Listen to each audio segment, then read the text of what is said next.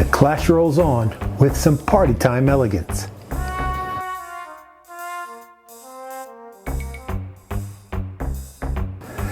Hey guys, Tom here. Welcome back to the Underground and the Classic Cocktail Clash. We are rolling right along. Only have two more matchups in the first round, and then we get into the what would be sweet? Are we at Sweet 16? I think we got 8 in each bracket, so that's 32. Yeah, Sweet 16. That's pretty exciting. But I wanted to start off with some results because this is for our last matchup in the first round. And this was in the drink-in.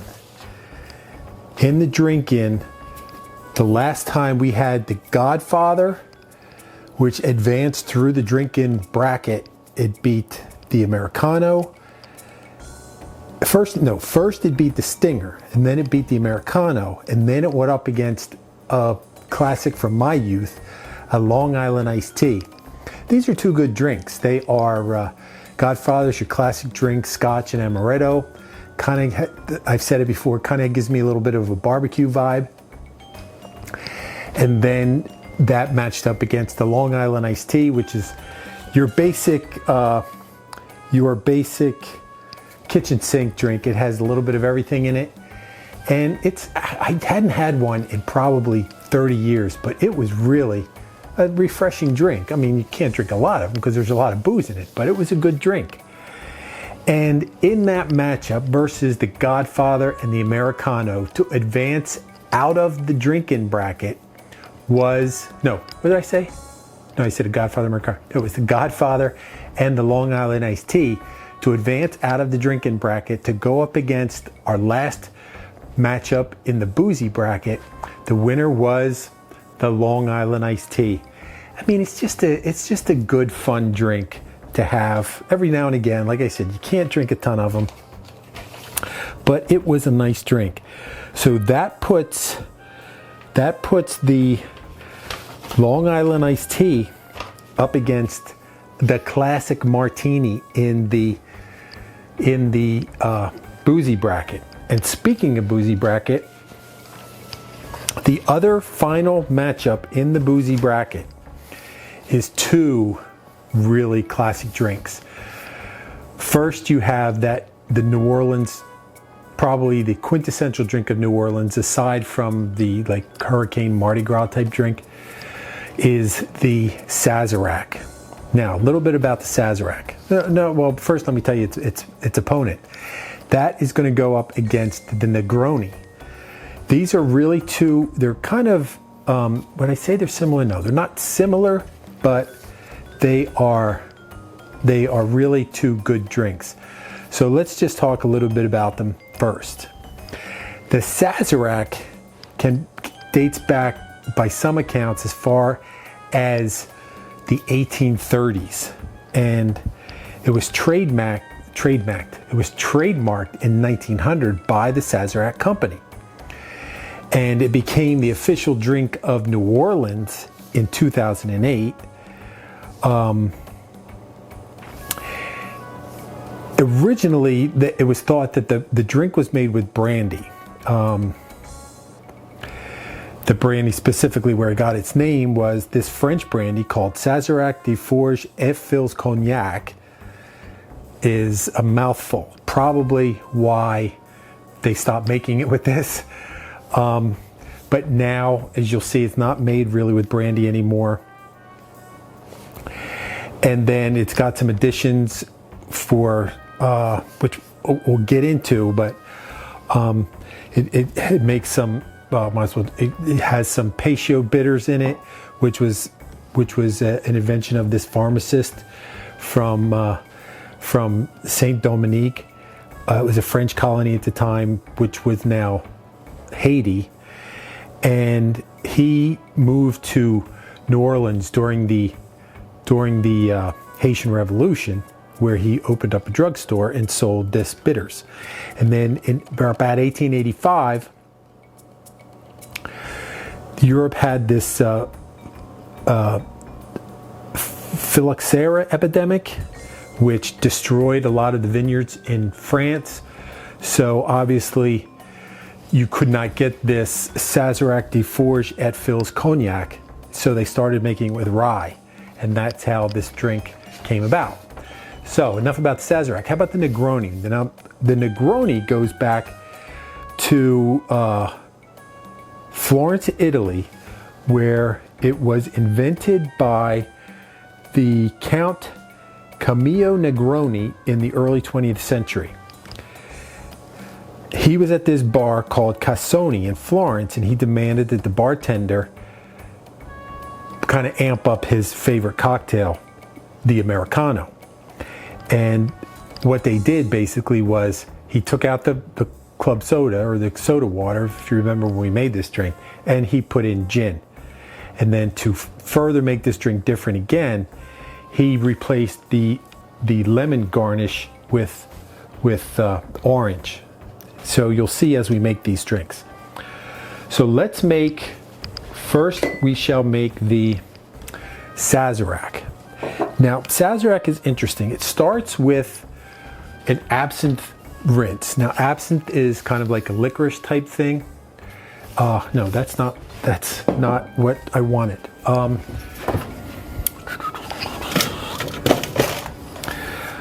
I should have chilled my glass before, but I didn't.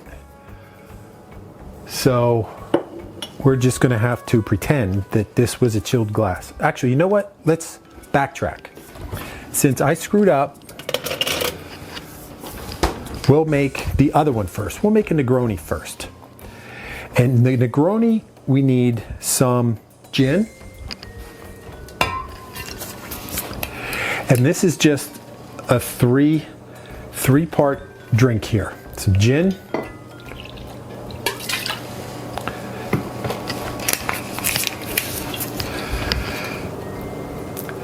some Campari, if you recall from our previous with the Americano and the Boulevardier. Campari is just kind of like this bitter thing. It's definitely an acquired taste. I haven't acquired it as yet, but hey, today is young. And then some sweet vermouth. This was in my refrigerator because it's something you should store in your refrigerator.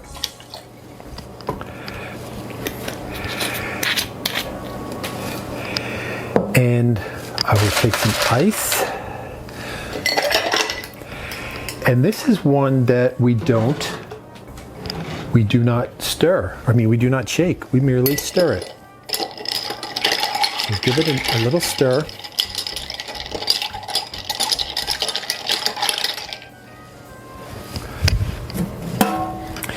And then we need a glass. I'll use this glass. This is kind of a fancy glass. I forgot to get out my big ice cube.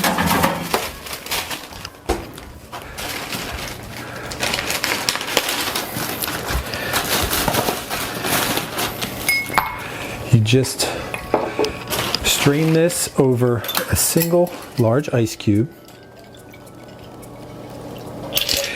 And it's not meant to fill the glass. And then we need an orange peel. Now I'm using an orange peel, so this is, I got organic oranges because that's the way we roll around here. And I have cleaned it thoroughly. So you get the orange peel. I should probably do that flame thing sometime. Did you ever see that? And simply enough, for our first drink today on the Clash, the uber classic, courtesy of the Italians, the Negroni. Next up, we're going to get back to the Sazerac. As I was saying before, the Sazerac starts with an absinthe rinse, an absinthe, A-B-S-I-N-T-H-E. It's basically a anise flavored liqueur. I don't have absinthe, but I do have some anisette. So it's similar enough that I think it's if you want to try this drink, is it really worth going out and buying a big bottle of Absinthe, if you can even find it? I mean, you could use Pernod or whatever. So basically, that's all you do. You rinse out the glass and you set it aside. We'll set it right there. So for this drink, it calls for, now you can do this a couple of ways. Traditionally, it calls for a sugar cube, some water, and some Peychaud Bitters. And we all know sugar and water is simple syrup. I don't have sugar cubes, but I do have simple syrup. So I'm going to use about a teaspoon of simple syrup, and then exactly 4 dashes of Peychaud Bitters. Now, if you don't have Peychaud Bitters, can you use Angostura Bitters? I would imagine. It's just, you know, you're just looking for that aromatic type deal. And then, since we don't have Sazerac, blah, blah, blah, what is that called? Sazerac de Forge et Fils Cognac. The good folks, intelligent folks in New Orleans decided just to use rye. We do have rye.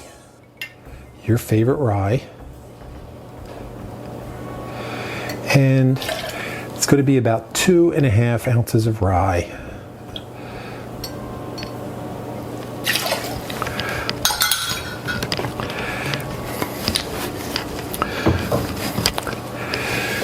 Little housekeeping.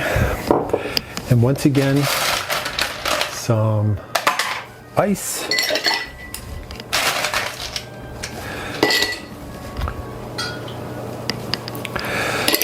Give it a stir.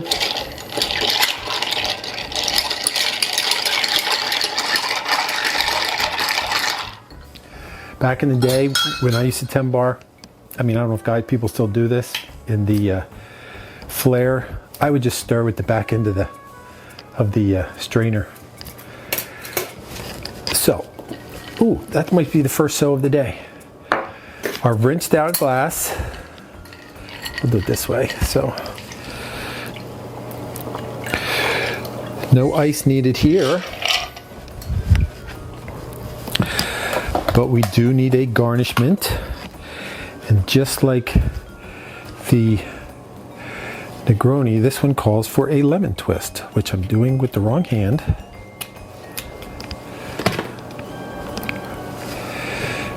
Get those oils out. And I've seen too many people, like, they would get the orange or the lemon, and then they would rub the inside part against the glass. That's the bitter part. I mean, I don't have a lot of white on here, but rub the outside. That's where all the oils are. No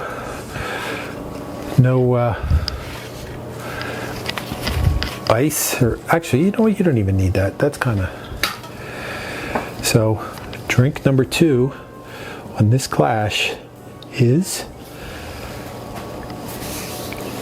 the New Orleans classic, Sazerac.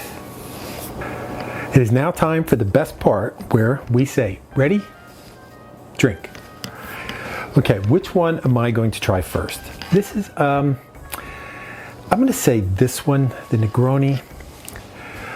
If you recall from the previous, where we had the drink-in round of the Americano versus the Boulevardier, this Americano, which is basically club soda, Campari, and Vermouth. Like I said earlier, this basically just replaces the club soda with gin. But it's still got that Campari, which I wasn't thrilled with the last time. But hey, give everybody a second chance. Cheers.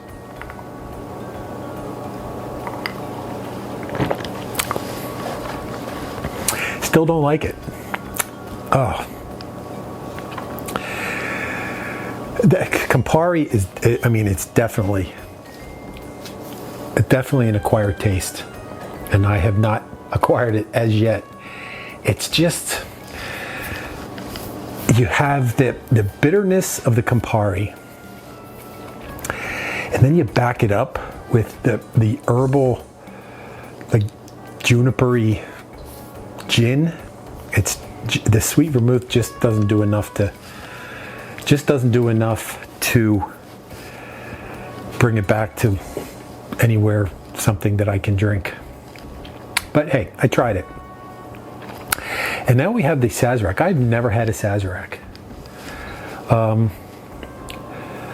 But I like rye. Not a big licorice guy. I don't know that that's gonna be enough to affect the flavor. We'll see. Cheers.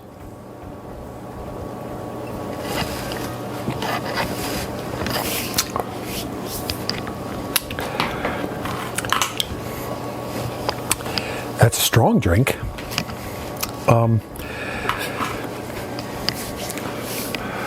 Wow. How can I describe that to you? First of all, the rye. Rye, I mean, depending on the rye you get, strictly a preference thing. This Sagamore I like. It's rye can be a little burny. Excuse me one second.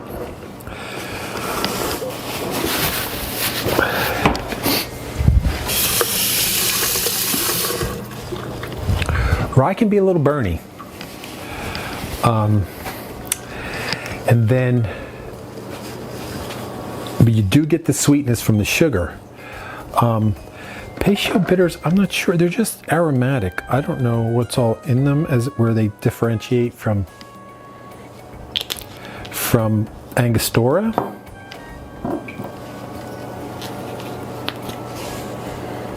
Oh yeah. Wow. We should talk about this one day.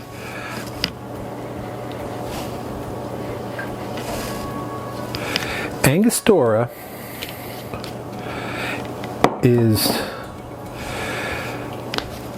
has a more of like a Worcestershire sauce kind of smell to it, where the Peychaud is more aromatic and more licoricey, I think. But I digress. Back to this. You get the strength from the rye, a little bit of the. You do sense the anise in there between the absinthe and the Peychaud. Now, if you wanted to try this and you didn't have anisette or absinthe, like I didn't, I used anisette, which I guess is similar from what I could tell. But could you use Pernod? That's licorice. I would think you could even use a touch of Sambuca if you wanted to, or just double up on the Peychaud. That's going to give you the anise.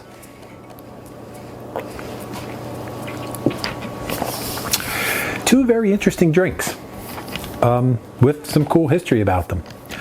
So there you have it. So go out and get these drinks. Tell me what you think. If you can. I think it might be possible to get them at a nicer-ish bar. Probably not the Bloody Bucket on the corner, but you never know. Let me know what you think. Come back, vote here, vote on Instagram, vote on X, vote on email me, call me, text me, message me, however you want to do it. Let me know what you think and which one you think deserves to move on to face. I don't know how that bracket's going to match up, but we'll see.